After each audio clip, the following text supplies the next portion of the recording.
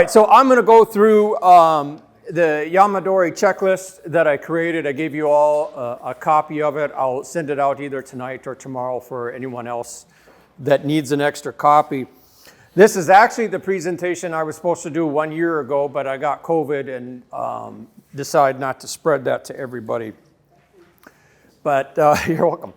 So this is kind of a checklist that I have created, and I'm always updating it. I think I gave this presentation maybe 4 or 5 years ago and updated it since then.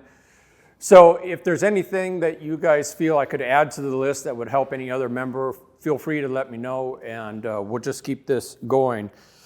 So some things to remember when you're collecting, and as a reminder, you all should have gotten the January newsletter. I only got 2 collection points set up for this year. On January 25th, we're back at Ed's house in Bernie. And then on Saturday, February 8th, we're at Laird's place in Leakey, Texas. He's the guy that's got over 500 acres, and you can almost collect anything you want. Actually, both locations will have kind of the same stuff. Since they're in the hill country, they're going to have the ash junipers, some elms, oaks, persimmons. All right, so if you don't mind, because of the weather, I'm going to race through this, but that doesn't mean that if you have any comments, concerns, questions, you certainly can ask. We have conflicting reports depending on what app you look at, whether it's going to freeze by the time I'm done talking or not.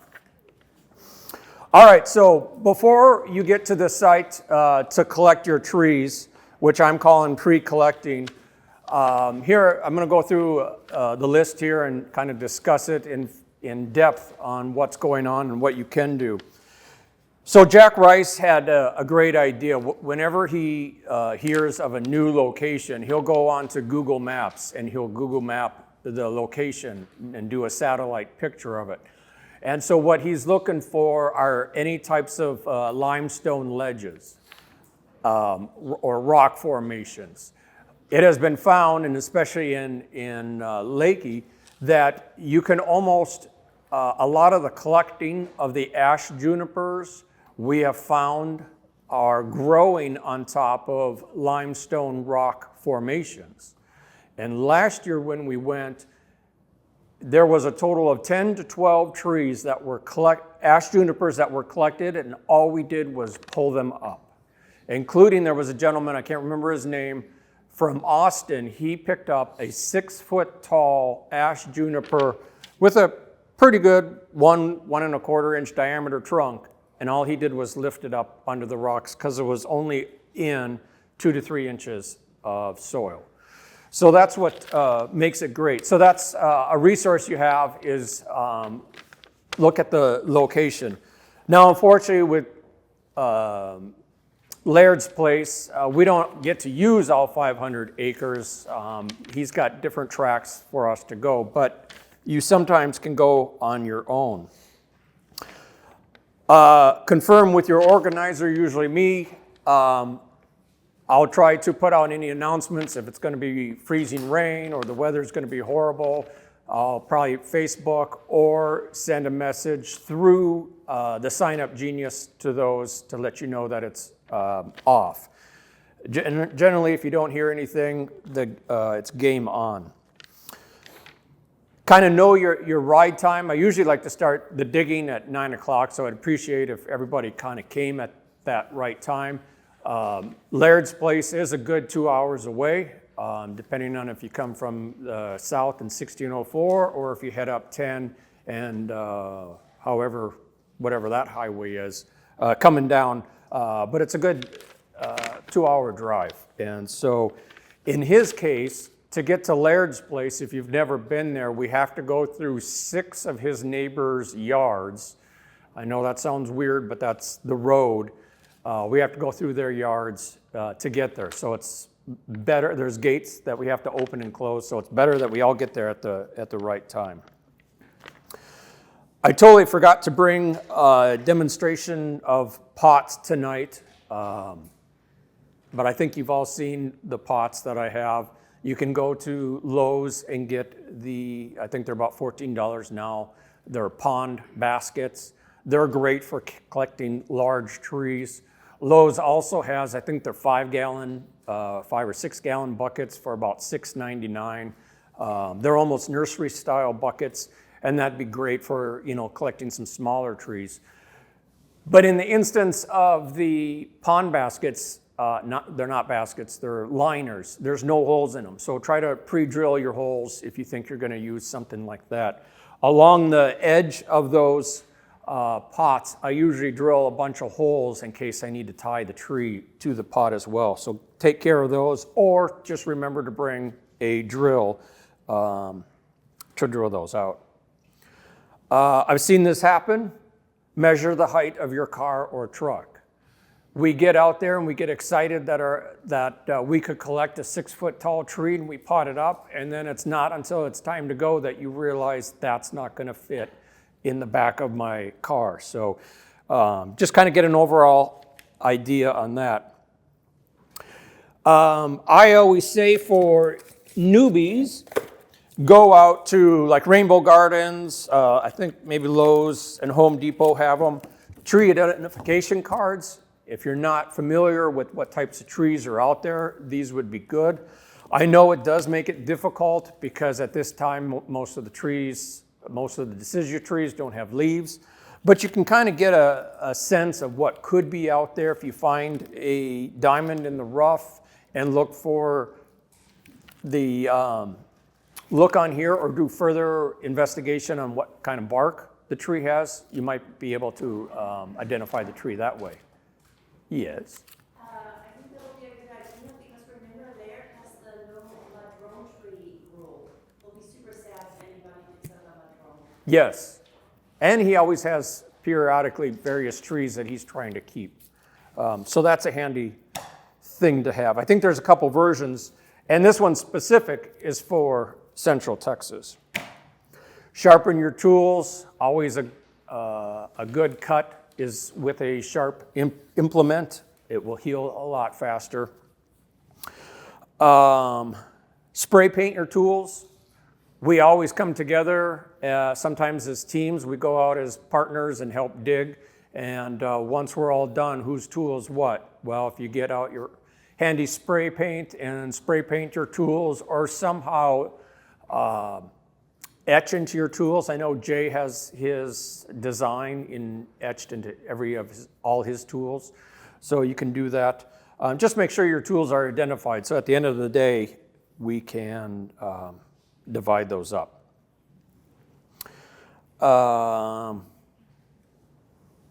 Don't forget to put gas in the car. I don't want you to be late because you didn't put gas in.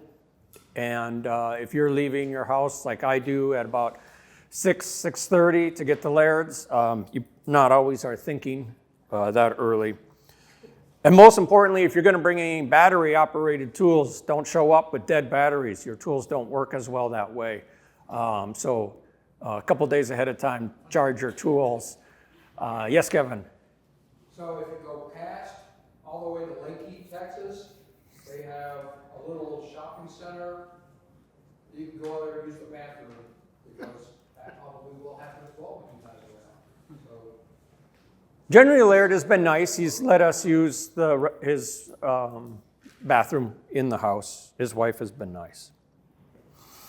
All right, so before collecting, now that we've prepared the car and we've prepared all our tools, let's prepare ourselves.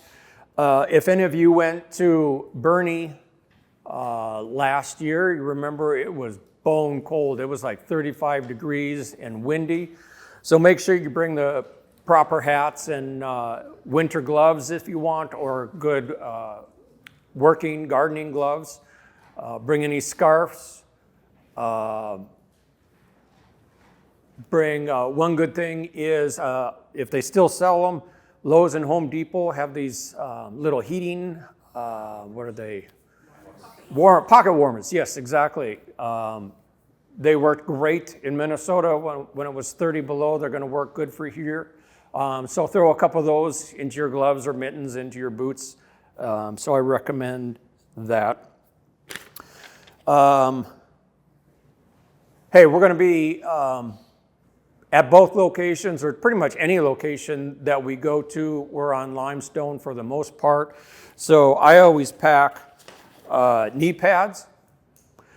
If you don't have knee pads, bring some sort of, let's say, stadium seating butt pad so you can kneel on that, or some rubber floor mats is also a good thing. I know they're kind of bulky, but they also work not only to keep your knees healthy and scar-free, but they give you a little cushion. And I think one time when we went, it had rained that morning or the previous day, so it'll keep your pants nice and clean. All right, any comments, questions about preparing your car, your tools, and your body? Oh, some things I forgot already. For the ladies, don't wear high heels or any nice shoes. Or for the men, don't wear any nice shoes. They're going to get dirty. They're going to get muddy. I brought my stylish boots. Wear some high top boots. I like these high tops because they support the ankle. I swear to whatever that every time I go on a dig, I'm always kind of somewhat twisting my ankle. So have some good support. And then either grab a good nutritious McDonald's meal on the way, or eat something at home, get some energy into your body. It's if you've never collected before, it is pretty strenuous. Even if it's 35 degrees out, you are going to break a sweat trying to collect the trees. For those people that are new tonight, you certainly can collect a tree in 5 minutes. And I've seen people spend 2, 3, or 4 hours collecting a single tree. It depends on how big the tree is, how big of a root ball you want, and how much patience you have. I don't have a whole lot of patience, so I go for the quick and easy stuff. All right, so now that we're all prepared, we're at the location. Now let's go searching for the right tree. So when you're searching for your right tree, generally you want to bring all your tools with you. And there's a lot of people who try to bring a big cart, and that's fine and dandy. But once in the rocky environment, terrain, it's very hard to bring a cart. So I've switched over a couple years ago to this backpack. I think this is a camping backpack that I think I got at REI, or you can certainly get them at Amazon. If you don't want to spend the money for this, then bring a 5-gallon bucket with a handle. It'll just make it easier to carry all the tools, especially once you see all the stuff that will fit in here. When you're out searching for your tools, one of the items I recommend is to bring some, what did I call this? Okay. Marking tape, yes, thank you. Sorry, brain fart. Bring some marking tape. Try not to always get bright yellow, as most big box realtor stores sell that. Try to get any other different color. Now I know you're all going to go out and buy the same color, and then only one person will have the yellow. But bring a Sharpie with this. So what this is good for is if you find a tree that you semi-like, rip a piece off, hang it on the tree, and mark it. Put your name on that so that it kind of designates as your tree. If you haven't fallen in love with that tree, you certainly can go and keep looking for other trees and mark as many as you want. I would ask to be environmentally friendly and take off the marks in case someone else in the club wants to take that tree. Or if you just have given up on it and you don't want it at all, let's not just leave the tape on these trees, because remember, we are on private property, so we want to respect the owner's property and keep everything clean so that we do have the opportunity to keep coming back. So marking tape and a good pen is what you want. Next, you're going to get to the tree, And so you're going to start collecting. Once you get there, I recommend a good set of gardening gloves. Don't get the foo-foo bamboo stuff that'll rip and tear within a few minutes. Get something nice and sturdy. I have to go with safety first. So we could be chipping through limestone, as I said, so have a pair of glasses. Just keep in mind, we generally will ask all diggers to either sign a waiver that exempts the owner, the landowner, of any liability in case you twist your ankle, you fall, you cut off a finger, or whatever you do. If it's not written down and I have you sign it, then I orally say the stipulation, and I ask for everyone to say yes, and that will be in front of the owner too. I think Ed and Bernie, he's okay verbally. Laird generally wants a written statement, so you'll be signing that. All right, some tools to bring. I found a good pickaxe. This is a nice and small one. It does have some weight to it, and so that's great for collecting most trees. If you're too manly and that's not good enough for you, then you can start off with a slightly larger pickaxe. If you're into digging, then of course you want to bring a shovel. I bring this shovel. I wish it was longer.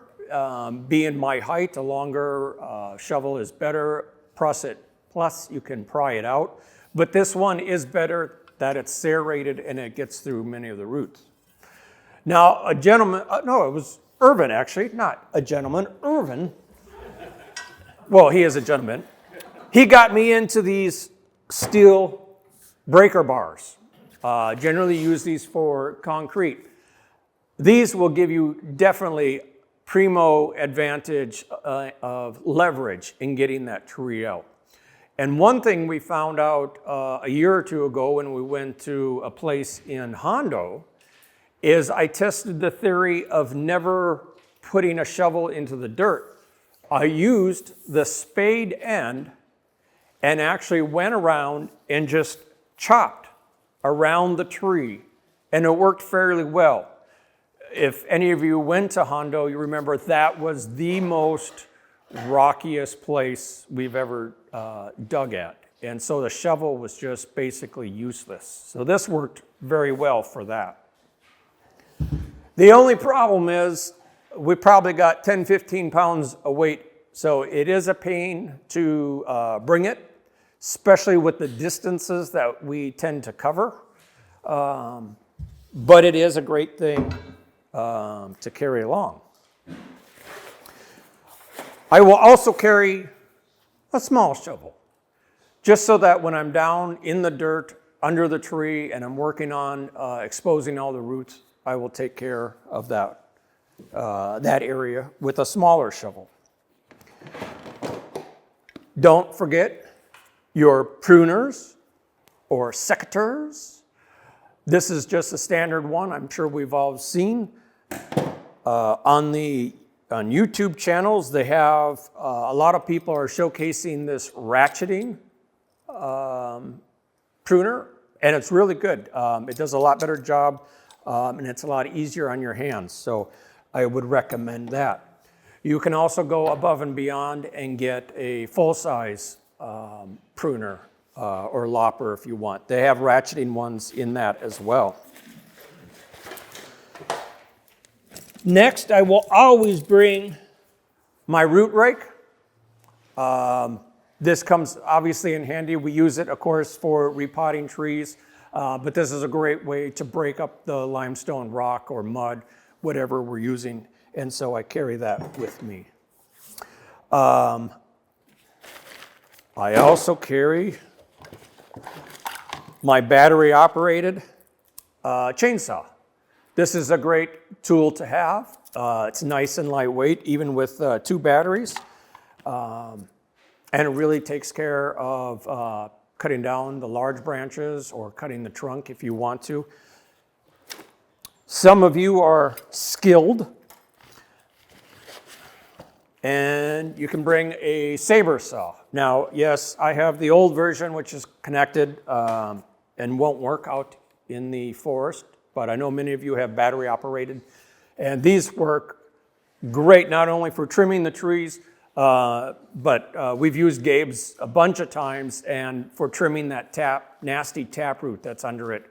They work great for that. Just make sure you get some good diamond tip blades, because we will be working. Well, you have your option, get some diamond tip blades. Just know that we're working in the dirt, so they may dull, or get the very cheap blades, knowing that you're going to throw them out after this trip. Next, a big thing that I see is I can't stand when people will bring a H-E-B or Walmart shopping bag to collect their trees. They will always disintegrate. The plastic is so thin. Please don't bring those.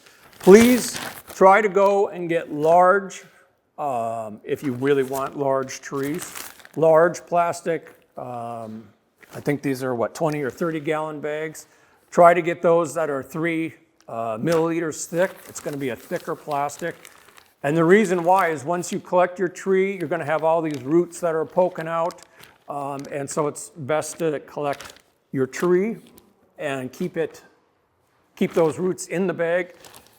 And especially when you collect the ash junipers, you want to collect extra soil with it, extra native soil, so you can collect that in these bags.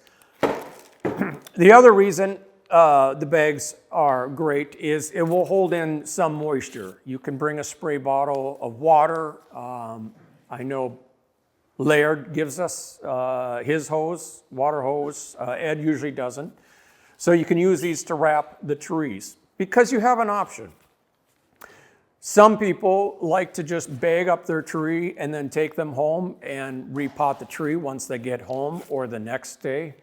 I prefer the other method where I like to pot my trees up right then and there, so I bring extra pots. I know, I think Gabe, Irvin, Jack Rice, they use shrink wrap on a roll. They like to shrink wrap because you can get a tighter seal on the bag or wrapping around the roots, and so you'll be able to maintain the moisture once you get there. So if you either do pots, bring your own pots, or shrink wrap, or bags, please don't go on the cheap route. Please get good stuff. Sally used to say to bring newspapers, and then you could wet the newspapers and you put the roots too. Oh, that's good. So that helps too. Yep. Also hold the water.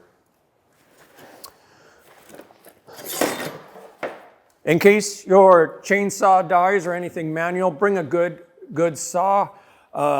You can bring certainly your bonsai saw, but this is more of an arborist saw. As you can see, it's angled more. It's a longer blade. You'll be able to get through the trees, the trunks, or the large branches much quicker with this. It also has larger teeth than a typical bonsai saw. So I recommend bringing that. All right, if you're like me and we have the possibility, if you're like me and you own a truck or you want to even pull it out with a car, and we do have the opportunities sometimes, not at Leakey or Bernie, but sometimes we do have the possibility you can pull the tree out with your cars. You can bring a heavy-duty strap. Gabe, I think Irvin, Ricky, we've all pulled a bunch of trees out using this strap. While you don't technically get the best root mass, you typically miss out on any native soil coming with the tree. The positive part is that in an hour, I think Gabe and I and Ricky once pulled out 20 trees in an hour. So it might save you time. Another technique even if you don't have a big truck, is consider bringing a ratchet strap. If you need help pulling out your tree, if you're kind of getting tired and you don't want to dig, there's a lot of guys that pull the bald cypresses out of Louisiana using these ratchet straps. They'll tie it to the trunk that they're wanting and tie it to or around another tree, and it will help loosen that tree out. Sorry. Paper towels. If anyone has guessed, bonsai is a messy sport or hobby, so bring some paper towels. If you're prone to accidents, first aid kit is always good. Fill it up with Band-Aids and gauze and stuff. If you have a bad back, consider bringing a back brace. What have I forgotten? I sometimes even use, I didn't bring it tonight, but a weed puller is great. If you don't have a root hook, a weed puller is good. You can stab the dirt, take stuff out that way. And lastly, the last thing I do is I actually bring my entire bonsai tool bag. Now, I don't bring it into the forest with me, but I do bring it and leave it on my truck. So when I come back, or if I need to make multiple trips to the truck and back to the trees that we're collecting, I'll do that. Lastly is, for those of you that want to use those large pond baskets, or not baskets, sorry, pond liners that they sell at Lowe's, and I mentioned earlier to drill holes around the rim, I will always bring some twine, and that way I can tie the tree to the pot. You certainly could use bonsai wire for that. It's kind of a lot of wire to use. This is a lot cheaper, and it's a little more flexible, and so I think that's good because we can really tie down the tree and start bending the tree in different ways. I think that is it. I know I'm racing through this fast. I apologize, but I want to make sure we all get home safe. Yes, in the back. Could you stand up and say your name before you say your question? Albert, should we bring potting soil or anything with us? Good. I'm glad you said that because I forgot that. So as I said earlier, I like to pot my trees up right away.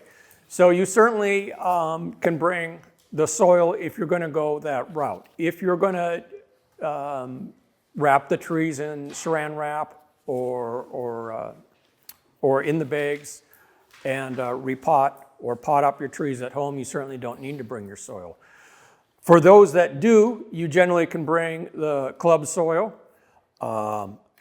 If I know I'm going hunting for multiple or a lot of trees, excuse me, I will actually go to Lowe's and just get a regular potting mix for trees and shrubs. My reasoning for that is generally not everything that you take out from Mother Nature or from the environment is going to live. So while I respect those who would put it into better soil in hopes that the tree lives, I kind of play the devil's advocate and get cheap soil, and we'll see if it lives in that soil. I know Gabe here, Ricky, and again, Jack Rice, they will take most of their collected stuff and put it right into straight pumice, correct? So you could bring straight pumice. But again, you're spending a little bit more money on a nicer soil that we may not have the Has a pretty good chance of surviving. Yes. So, I mean, you need to play the game. If you want a nice soil and give it that extra push of ability to grow and survive after you dig it, or if you've just collected a lot and we're going to wait and see in 5 to 6 months in the summer if we get new growth, whether we used gardening soil or other soil. Yes? When and where is the next opportunity to buy club soil? Anytime you email me, I will bring it to a meeting or any other place. Kevin? Excuse me, Mr. Einstein. Thank you very much for the respect. Did you say anything about putting rocks back in the holes that you dig so you don't make tripping hazards for Yes. anybody exploring? So I do ask that, again, as I said earlier, we need to respect the landowners who are giving us this opportunity. Please try to fill in your holes. I know I advocate to bring a bunch of native soil with you after you collect. But try to fill it in. Try to fill that hole in as best as you can, or rake it somewhat even with the surrounding area. I'd hate to know that I caused the landowner to, or that we caused the landowner to break his ankle, his or her ankle, or sprain it because of something we did.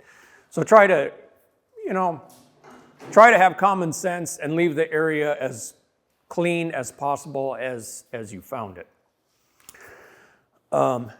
Einstein, any other questions? What else have I missed? Oh, yes, my partner, the other Dr. Einstein. Carl. You got a gross estimate of the survival rate? The tree you dig up, get her on. Yeah, wild guess. When I first started collecting the ash junipers, and I'll get into how to collect and maintain them, I had a 40% survival rate. But now implementing an idea that Jack Rice came up with, and now incorporating techniques that Randy Bennett uses when he collects bald cypresses, I'm up to about 80 to 90% on the ash junipers. I actually, on Sunday, I threw all my trees into the garage with help from my son, and I finally threw away a Texas persimmons that I had collected 4 years ago and had put on that much growth. So I just got tired of waiting. And what I'm saying is that you certainly can collect persimmons, but they like to just hibernate for 2 to 3 years. I got lucky on one and it started budding that summer, but generally they sit there, and I just got tired. Again, my patience ran out with this tree, waiting for 3 or 4 years for it to do anything. It was still green, still very much alive, but they just like to sit there and wait. The, what is the mountain laurels? Do not collect mountain laurels. Well, you certainly can. I'm not here to stop you. Mountain laurels, they love their taproot, and as soon as you cut that taproot, generally most of the time they will die. Now, to get around that, if you have to have a mountain laurel in your collection, buy a nursery stock from Rainbow Gardens or wherever. You're going to have a better chance of that mountain laurel staying alive than you do collecting one, even though they've got nice trunks and movement. What was your question?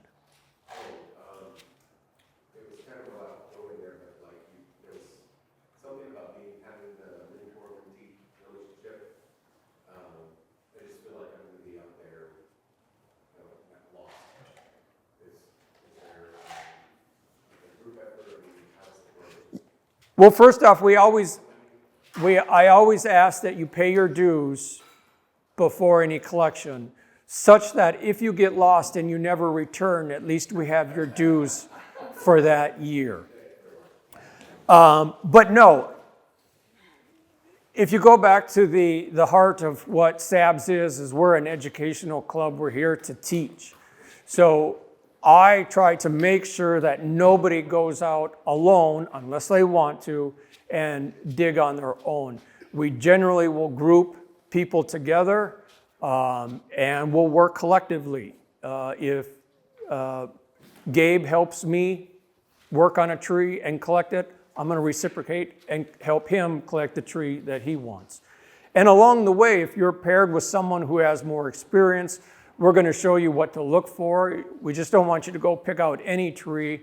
We want to make sure, oh, Vicky. We want to make sure that what you're collecting is a good tree. You know, we're going to examine it just as we do if we went to a tree sale or a bonsai sale. We're going to make sure the taper is somewhat good, although taper is not a necessary requirement on Yamadori. We have a lot of leeway in how our trees look when they're collected. But yes, I try not to let anyone go out by themselves if they don't know what they're doing, if they don't know what they're collecting. And so that's kind of why I give generally about 4 to 5 hours to collect. We may not need that whole time, but if we're out there helping and teaching, then it will go a little slower. Einstein. So when you started collecting, you got 40%, now you're at about 80 to 90. What are you doing different that caused that? Other than just experience, are you doing different soils when you first started? That's a great question, but I'm not going to give my tips and hints away because they're mine. All right, so no, I will. Yeah. First off, is there any comments, concerns, questions, criticisms about the collecting itself before I move on and how to care for the tree? And most often I'm going to talk about the ash juniper, which is here. This is the tree that actually was collected in Lakey. It was at Laird's place. It was a tree that for 4 to 5 years everybody passed by and never gave a look at it. It is halfway between where generally Laird has us digging and his home site where we park and kind of have our lunch. Everybody kind of went past it. That's because Laird was driving the ATV and just flying right by it. But this tree was actually right up against his pathway. And so the 2 ATVs are constantly going by on a regular basis. And if you can visualize that the path for the ATVs were here. And literally this was right up against that path. So the tires of the ATV were within 6 to 8 inches of it. Hence is why I think there's very little foliage right here because it was being broken away from the ATV. But this is a tree that I saw. I got to see it because I was walking to the destination where I wanted to go as opposed to Laird zipping by at 30 miles an hour. And so this is a tree that I collected. I've done some light trimming on it. I've put some wire on it. But generally, this is, as you see it right now, is how I collected it. It's a little fuller, and I don't plan to do anything with it. I like the style as it is. I know I've been asked many times, are you going to bend it in any way? And my preference is no. I like how it is. It's got a little scar on the back. Unfortunately, it is on the back. I prefer this as my front. But okay, so how did I get my percentage so high to keep these?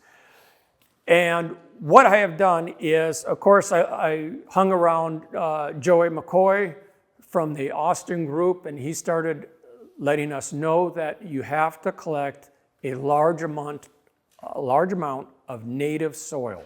By native soil, I mean the soil that it's currently sitting in before you dug it out. If you collect the tree, and for some reason you don't get a whole lot of soil, I'll throw soil into the bag or into the bucket and bring that, and I will use that native soil when I pot the tree. If you've ever seen photos from the Austin group when Joey goes and collects his ash juniper, now he gets root balls that are anywhere between 1.5 feet and 2 feet wide and could be a foot deep. He seriously takes the whole root mass. Now he's probably spending a good 2 hours, trying to dig that ash juniper out, but he's doing the survival. Gabe and I last year went to another location where we collectively took out about 20 ash junipers in about an hour, hour and a half, and I took them all out by my truck. I didn't have the greatest survival rate with that, and of course that can be for a couple reasons. One is because I ripped them right out of the ground quick, fast with my truck. We probably didn't get enough native soil, but I also chalked it up to that previous year was a bad, drought, hot summer. And I think generally, even in my personal collection of bonsai trees, all my trees were weaker and had a harder time surviving during the winter.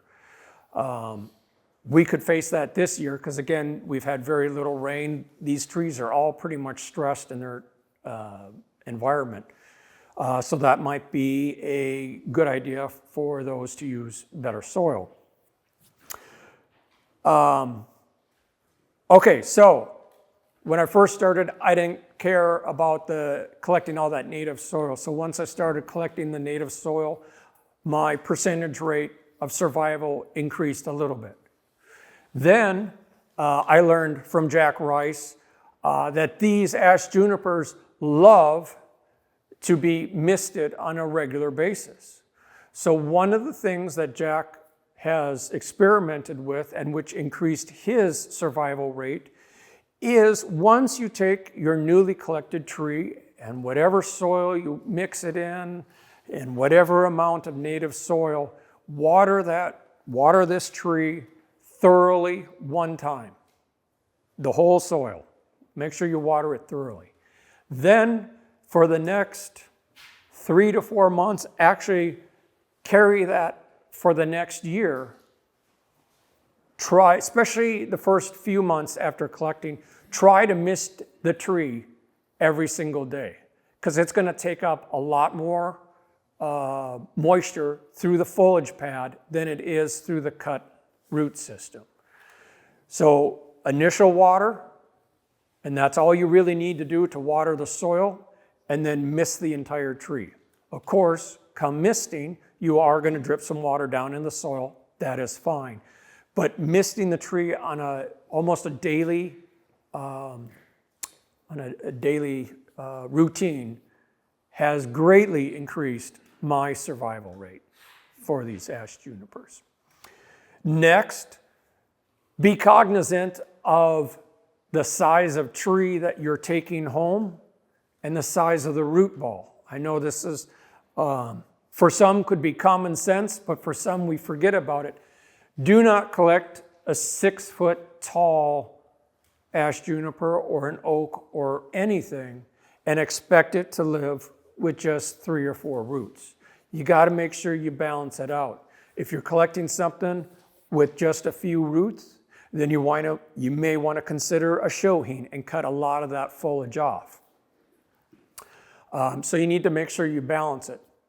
Another observation on ash junipers is that they act, when you are trimming the branches, they act just like junipers. You never want to cut all the foliage off on any branch. And technically, I think you should not cut, you should at least leave approximately 30 to 40% of the full existing foliage on that branch. Just like junipers, if I were to take this branch and cut it to just one section of foliage, it's probably going to get weak and die. And I know that I just trimmed up another ash juniper back in October. another one actually that I collected from the Bernie location. And at the top, unfortunately, I got a little too aggressive and I trimmed it. I probably only left 10 to 20% of the existing foliage, and that branch died. So I essentially created a gin. So don't go heavy. This is going to sound weird. Don't go heavy on pruning the branches, but make sure you leave enough foliage with your root mass so it's balanced out. That will help as well. When did you prune? After you got that in January, when did you prune? So yes, we've collected these in January and February, and I think, weren't we at Carlos's house at like the third week in February? So that was another contributing factor that I went to those trees that we pulled out with my truck, as we collected them in the last 2 weeks of February, which I also think was too late. So I give ash junipers, at least in the hill country area, to the second week in February is when we can collect them. Now, when I collected this, I did no pruning and no wiring on this tree for a year and a half. The other tree that I said I just pruned up, I actually did very little pruning for 4 years. And when we just had the touring artist in September, Rob Kompensky, we actually brought him, I think Gabe and I brought him a ash juniper to work on it. And once he found out that we had only collected it in February of 2024, he stopped all work and refused to do anything more on it. He wanted us, and he's been doing bonsai for 30 plus years, he wanted us to let it sit and recover for a year and a half to 2 years. So I generally, say that for most trees. Anytime I collect a tree, I try not to touch it for a good year and a half. When Randy Bennett was here, he talked about, of course, how he collects bald cypresses. And I think there's some connections in between collecting the ash juniper and the bald cypresses. So he started to use this product called Wilt Proof. And you spray it on your trees. Sometimes he actually goes out a month before he collects a tree and sprays it on. And what this does is it puts like let's say a waterproof barrier onto the foliage and reduces the evaporation from the foliage. And he says that he's collected bald cypresses, he sprayed the foliage, and he didn't get to pot them up for, I think he said, a week later, and there was no harm done to the tree, and it popped back. Have I tried this yet? No. This is going to be a trial and error for me for this year. So as right before I start digging into the soil, and if I remember to bring it, I'm going to go and mist the whole tree and see if it works. I do have a concern. Like I said, I've never used this. One of my concerns is if this puts a nice barrier, a waterproof barrier on the foliage so that the moisture in the foliage does not evaporate, how is it going to work when I just told you all that we should be misting these on a daily basis? So I'm not sure if this is going to work and not allow us, or if it does allow moisture to come in but not out. So has anyone used this? And no. Okay. So that'll be something that I will work on and experiment with and see what happens.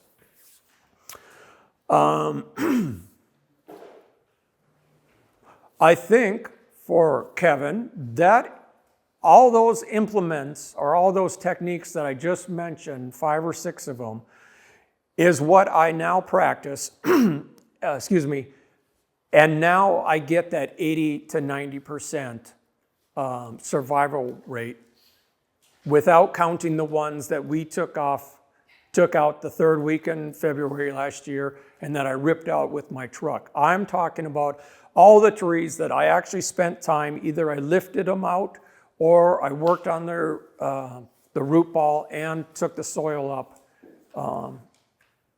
And those collection techniques, with the techniques I just described, is how I'm up to about 80 to 90% survival rate. Peter. On these two varieties especially, when you're harvesting, like what's a safe amount to cut back?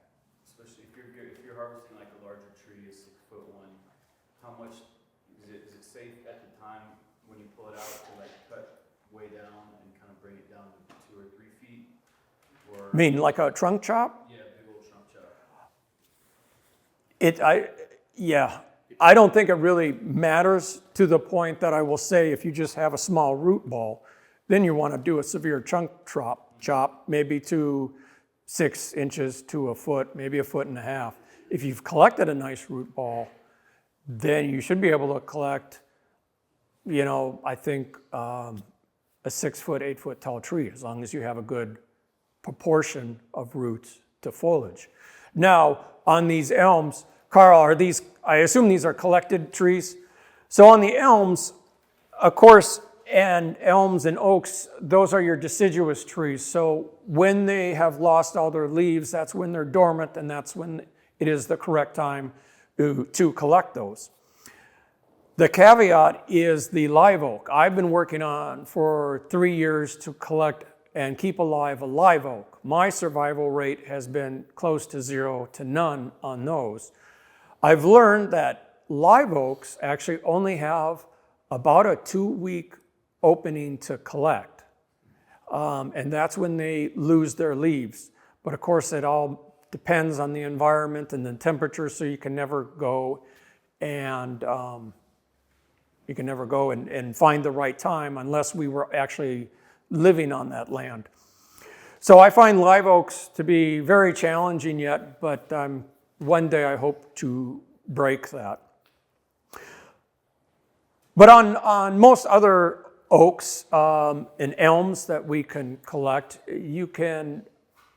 I think you can generally get a smaller root ball on these and really cut them down. Carl, these are your collected elms. Did you collect them yourself?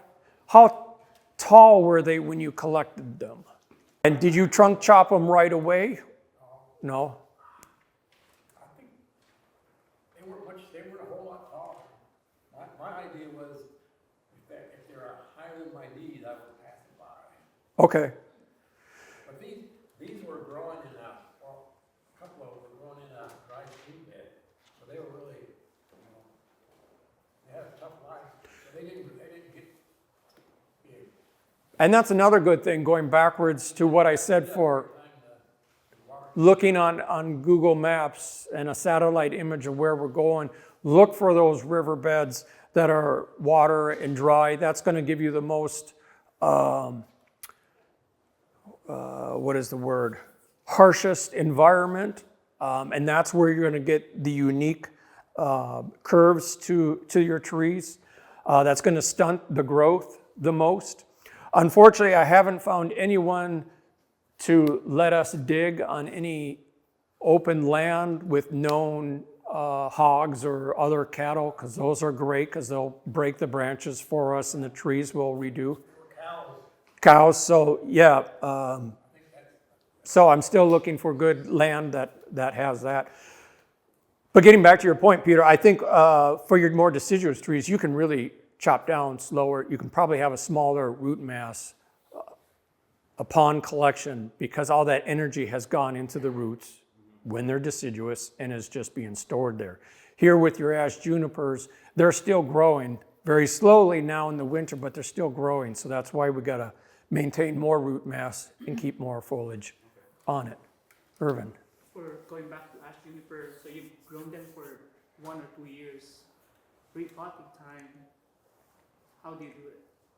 Like, can you repot it 100% or intake? So there's a good question. So the other juniper I didn't bring is because I have taken that from a very large, I think that was in a 10-gallon nursery container, and I chopped the soil mass in half vertically.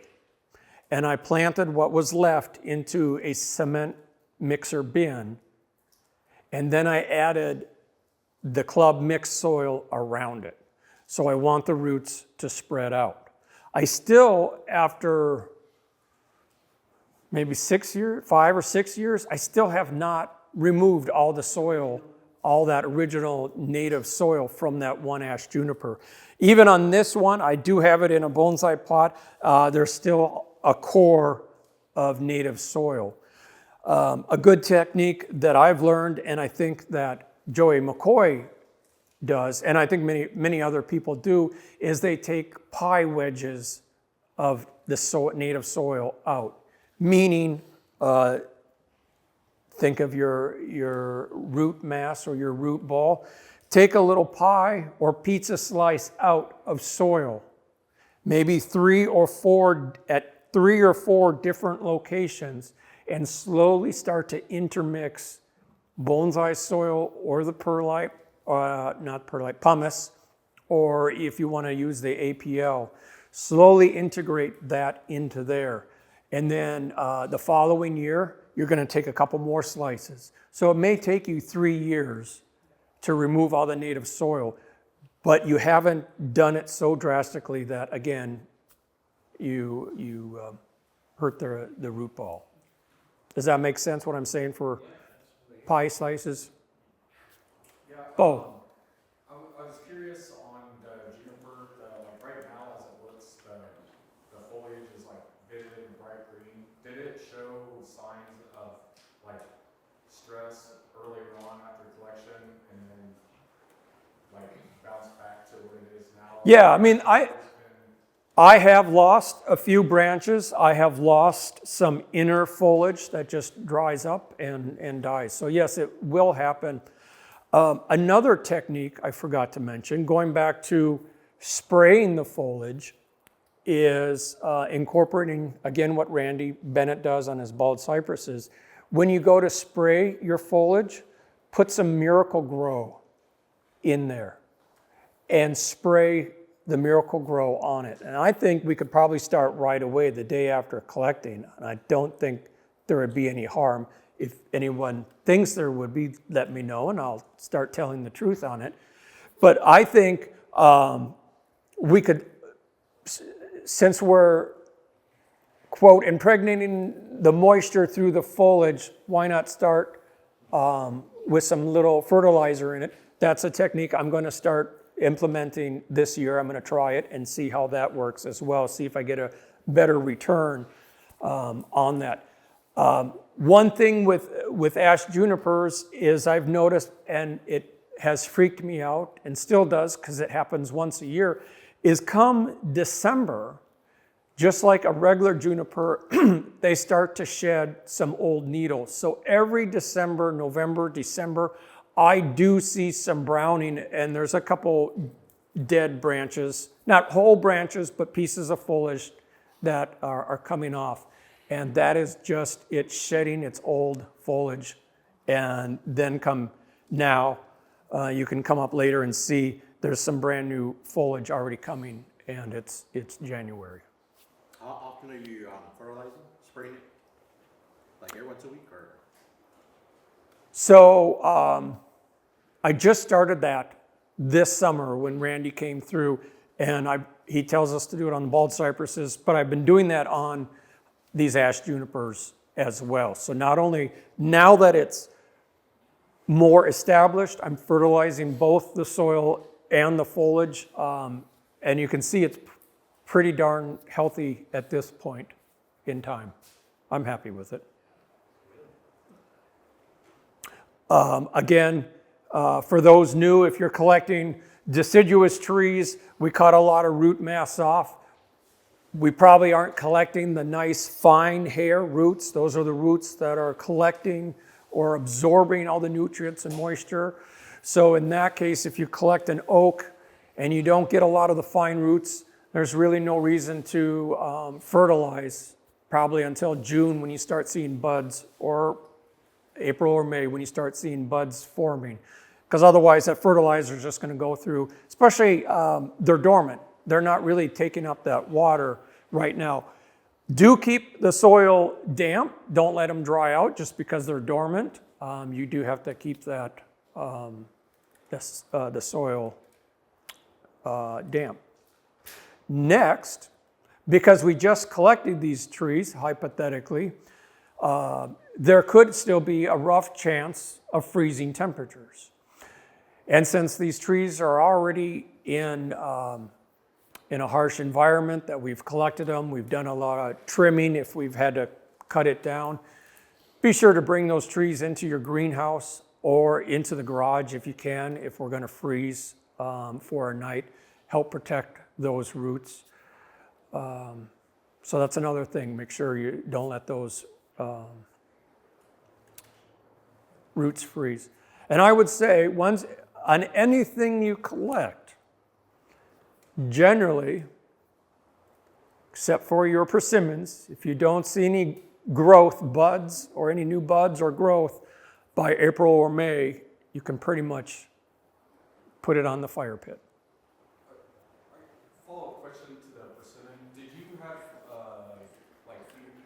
much feeder roots on those when you collected them? The one I threw away, no. About Foliage, it was a large trunk. It probably was a 3-foot tall trunk, and it probably had 10% foliage.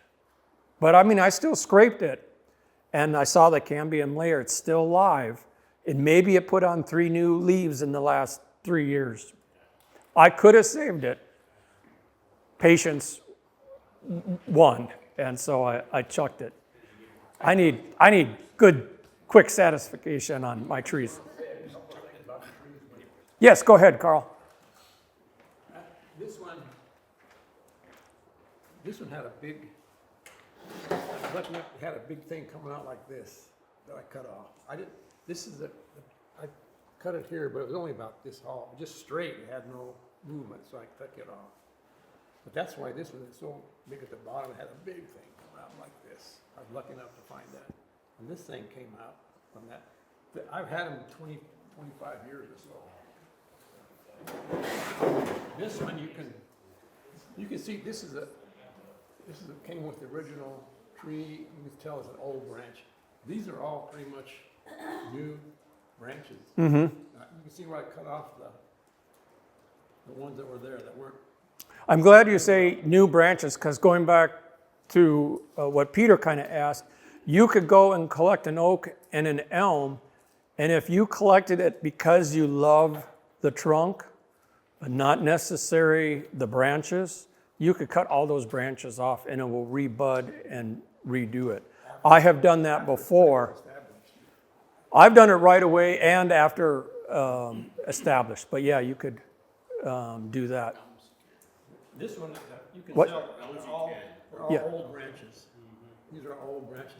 So that's the difference between cut off all the branches, you get branches that like this that are thin and spindly.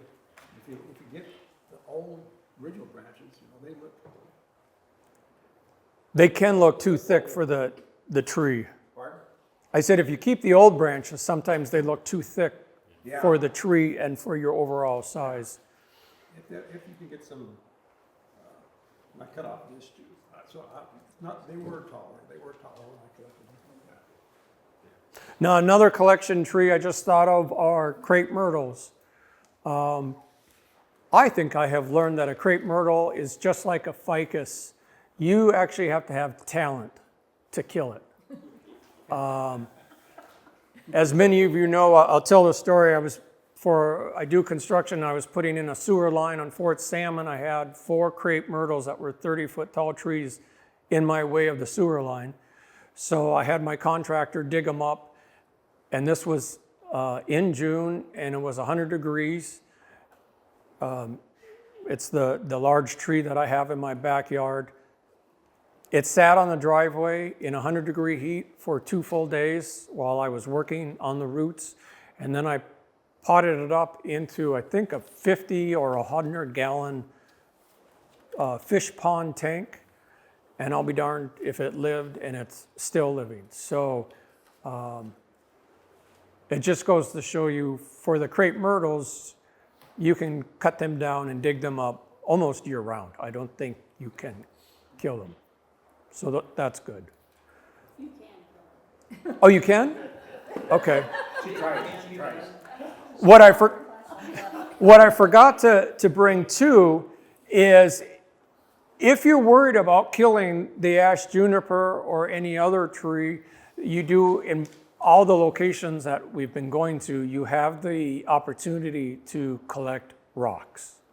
And as I've always said, I've not seen anyone kill a rock.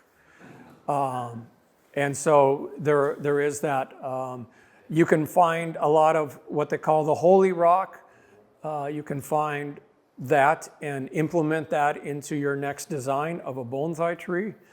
As many of you know, from Laird's Place, I did collect a limestone rock that was this wide and that deep, and it had actually a little Texas persimmons growing in it. To this day, I've never seen any roots on it, and it's still in that rock, and it's growing great. So you can find, different unique things out there. One good thing about going to Laird's house is you can find a lot of moss growing in his forest. I could keep it's a unique moss that's growing on the trunks of the trees that have fallen. It's a very shaggy, like 70s shaggy carpet moss. It's not the nice fine stuff that we use, but it is still moss. It is kind of cool and attractive. I could keep it alive for a little bit, but then the heat took over and killed it. So there are other opportunities to dig other than just trees out there. Cactus? Yeah. Well, those were in Hondo. Oh, yeah, right. But what was it? Was it horseshoe cactus? Those little round ones? A lot of people collected the horseshoe cactus. Did yours live? Did they? Yes, it's doing great. See, I can't do cactus because I want to water it just like I water bonsai, so I don't do cactus. Hattie has gone to locations and I think not even collected a tree. What she collected were little flowers and stuff for accent plants, so you could collect little weeds and stuff. And what's the Kusamono lady's name? Young Cho, yes, she says go get weeds. She puts weeds in her Kusamono. For those who don't know, those are the little accent plants that you see. If you see a formal Japanese display, they'll have a little accent tree or plant next to the main tree. So there's other opportunities for that. I just want to say in the newsletter are the 2 sign-up geniuses for the 2 locations. As I've always said, I now ask politely that you donate $5 to the Bernie location and $10 per person for the Leakey, Texas location. None of that money goes to me. I go and I buy Ed. He loves red wine, so I buy red wine, so that just replaces my costs to him as a thank you. Laird, for those who haven't been there, he helps. He has an assistant on his land, Brandon, who helps. And then they have 2 ATVs that are constantly going back and forth. So I try to collect about $100 or more, and I give that to Laird as a thank you, for letting us on his land. He creates, I'm not a chili fan and I'm not a bean person, but he does create a green chili, no bean chili stew. It's very delicious. I wouldn't think I would like it, but I do like it. So this money that I do collect and I do charge is going to thank the 2 or any landowner for that. And so for anyone new here or existing, I do ask that you pay your dues before you collect, and then I do ask for the little thank you donation. Anything else? Any questions from our we got a couple new folks? Anything I said confused you, feel free to ask. Hey, we're a learning club teaching. That's basically why I wanted to come check it out, is because I feel like maybe I can get answers from y'all that are maybe not as easy to find online, because it's like, when I tried to research Ask Juniper, there's so very little online about it, so I was kind of glad to see that, and it's pretty cool we talked about it. I would have to say of all our collecting, probably 70% ash junipers are collected. The rest are some elms, persimmons. Gabe has found bur oaks, various other oaks. Muscovy grapes or? I don't know if we can find it in the hill country, but people collect mesquite trees, huisach. Anything? What else is out there that I've? You got urban dory too? I'm sorry. Urban dory, so boxwoods. Oh yes, including Yamadori. We have urban Yamadori, where Gabe and I peruse through Facebook almost on a daily basis through the growing season, and we look for anyone who wants to get rid of their yard trees. I have a lot of boxwoods that I've collected, and boxwoods are great. People's hedges that have been in the ground for 30 years. You don't see it until you start digging out, but those boxwoods can have like a 5-inch diameter base to it. So let me put that out there. If you guys ever see anyone who's digging up their yard, Kevin helps out a lot. He's in the pool business, so he finds a lot of trees that way. But if anyone knows of neighbors who want trees dug out or is willing to let us onto their property, I'm always looking for new locations to dig, and most of our digging is January, February, except we do pull crepe myrtles and boxwoods pretty much year round. And Yopon hollies, yes. If you know of wherever you work, if you see that maybe they're tearing down other buildings. You gotta cut those, you got the game on. If you see that anyone's knocking down any buildings, recently we found a hotel that's being knocked down, and James, no. No, I can never get it right because it's James and Jason for the son and father. I can never get it right. And I still will apologize. Jason's company purchased a nearby hotel, and unfortunately it flooded, so they decided to tear it down. That was the most economical way.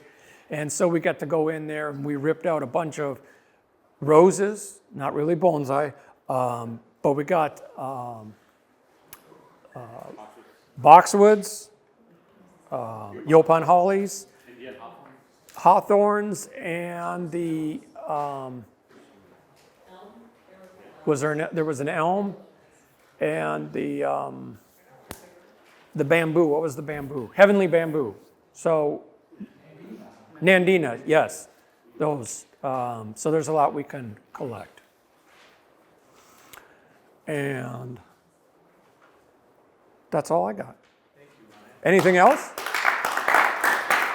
Perfect.